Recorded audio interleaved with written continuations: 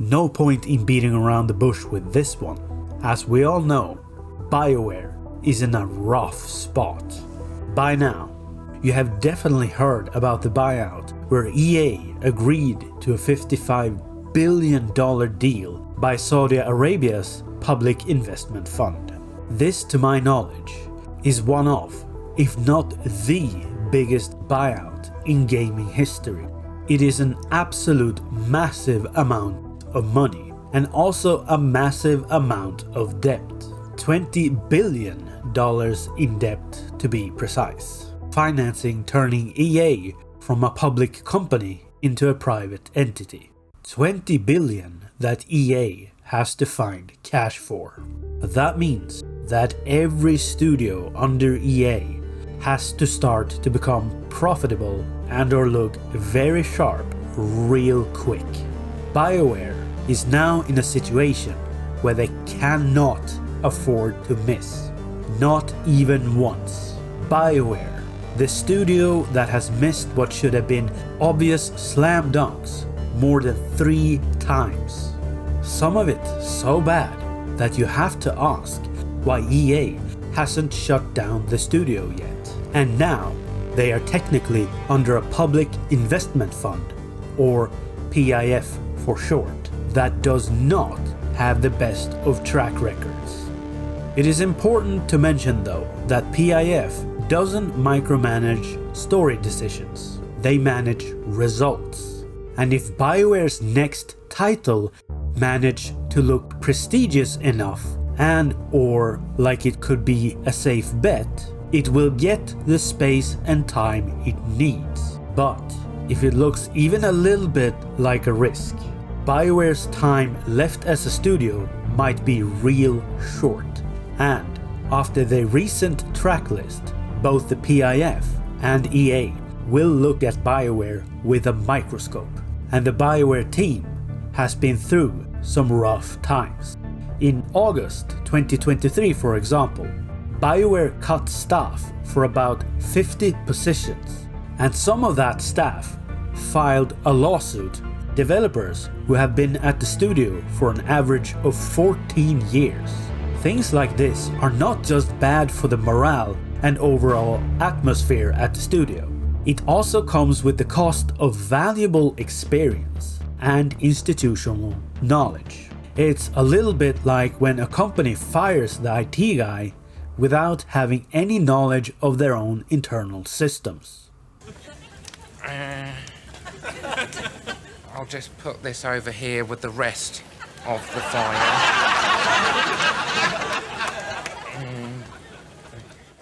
Then, on October 1st, 2024, after a long wait, Dragon Age: The Veilguard finally released. But the reception was not what BioWare had hoped for. There were those who gave the game praise, but the overwhelming majority of both new and old gamers alike did not take well to the game. Old fans of the series felt betrayed. To them, this was not Dragon Age. A lot of gamers often described playing the Veilguard as playing with HR in the room, and there is nobody that wants to sit down with HR after a long day of work. It perfectly describes that for many, the overall story in the game felt way too safe, very bland, and also repetitive. And the game was not the success that EA wanted, or wanted us to believe. According to the CEO, Andrew Wilson, the game reached 1.5 million players over the span of 3 months, and EA admitted that this was only half of what they were expecting. Numbers that was most likely very inflated due to EA not mentioning actual sales numbers or the fact that they included Game Pass players in that number. BioWare desperately needed a win at this point. They needed a grand slam, but instead ended up with, well, to put it frankly, a dumpster fire. And despite that, after fumbling that hard, BioWare is somehow still standing. No, not like that. After massive layoffs, loss of talent, 3 failed releases, and even lawsuits, the studio is somehow still alive. And that somehow is Mass Effect. If we look at this from EA's point of view, if a studio you acquired releases 3 consecutive failures in a row, if it was any other studio, you would shut that thing down faster than Commander Shepard would bang an alien. But they haven't. They clearly still see some kind of value in the studio. Because if not, BioWare would have been shut down the same week as the PIF buyout happened. We would have heard some kind of news by now if BioWare would be next on the chopping block. But there isn't any. And if you think about it, the answer to why is pretty obvious. Despite 3 consecutive failures, BioWare struck pure gold some few years ago. I am talking about Mass Effect Legendary Edition. Not only did the game probably not cost too much in time and resources, but also in the eyes of EA and the public, the Legendary Edition was an absolute grand slam. Sure, it had its problems. No Pinnacle Station DLC and the assets effects controversy. But it did introduce Mass Effect to a new generation of gamers and let the previous generation relive an epic, and reignited the hearts of grizzled gaming veterans all around the world.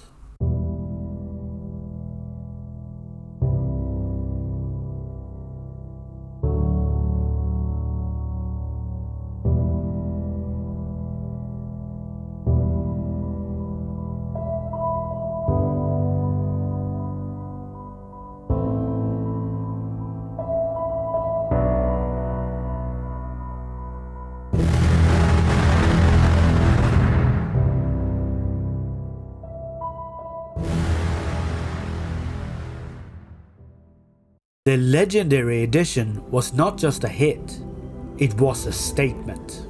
It told EA that Mass Effect is a series that is important to a massive amount of people, and a franchise that many of us want to go back to. It represents a simpler time, the best of gaming, the peak of the golden years. And EA heard that statement. At some point after the release of the Legendary Edition, EA realized that Mass Effect was a serious moneymaker. The game is even getting a live-action TV show. This shows that at least some people at EA seem to realize the potential the Mass Effect universe actually has. Especially now after EA's exclusivity deal with Lucasfilm has ended, and other studios are also making Star Wars games. Star Wars is not as lucrative for EA anymore. And Mass Effect exists because BioWare made Knights of the Old Republic. It is their own sci-fi franchise that can go toe-to-toe with even Star Wars. There is also the matter of Star Wars fatigue, and the Mouse House has been cranking out so much Star Wars content that they even admitted themselves that they have overdone it. If EA is even remotely smart about this, they would realize that they have their own franchise that can compete with Star Wars. You have to be kind of dumb to not realize the potential that the franchise have. That being said, I don't know how likely it is for EA and BioWare to be able to reach for that potential. Unless BioWare manages to pull a real-life Project Lazarus with their next title, and the odds are stacked against them. After Andromeda, Anthem, the Veilguard, Layoffs, and a PIF now owning EA, how high is the likelihood that Mass Effect 5 could turn into something special? Well, not as non-existent as one might think. There are some actually really good signs on the horizon.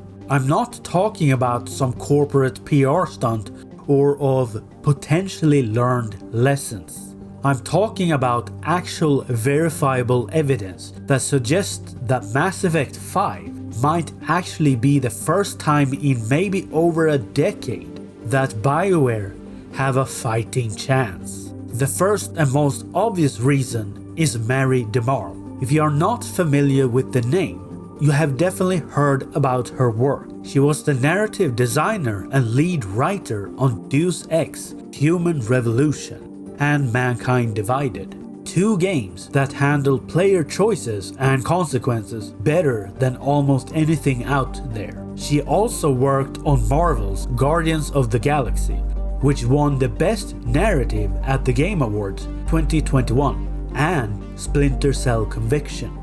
She was brought in as a narrative director at BioWare in 2022, and she is apparently overseeing the entire narrative structure of the next game. If anyone could potentially save the next Mass Effect, she is definitely one of the few that could do so. There are of course still genuinely talented staff working at BioWare, and Michael Gamble is still in charge, the producer of the first Mass Effect and the Leviathan and Citadel DLC, two fantastic additions to the third game. He is working as the project director, and under him he has a crew with some serious experience. Parrish Lay, the man who helped to define the cinematic tone of the trilogy. Preston Watamenuk, creative lead on the original games. Derek Watts, the original art director. And Dusty Everman, the architect of the Normandy, the ship that became every sci-fi RPG player's second home for years. These are people that intimately know Mass Effect. People who were there at its inception and its absolute peak. People who came back to the studio because they care. You don't come back to a spiraling studio if you don't think that it has a future. You come back to fix things. You come back because you think that there is a fighting chance. This isn't a team of green level 1 developers fumbling around with a game engine they don't understand. This is BioWare trying to restore the studio with the same people that made it what it once was. The people that made the original blueprints. Even though BioWare's current track record hasn't been the best, this is by far the strongest lineup they have had in years. Then there is the switch to Unreal 5. Which is one of the most important decisions they have done in a long time.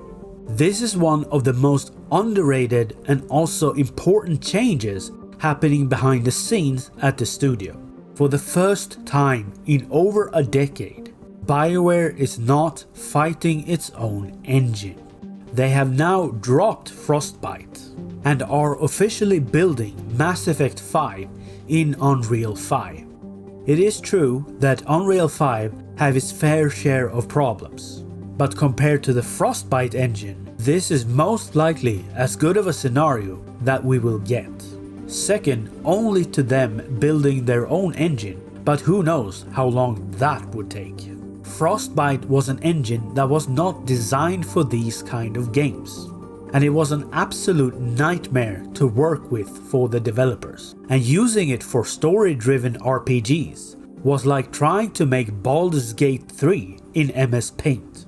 If we look at the big picture, BioWare could really have a chance with the next Mass Effect. Time will tell if it will be either their salvation or their ultimate downfall.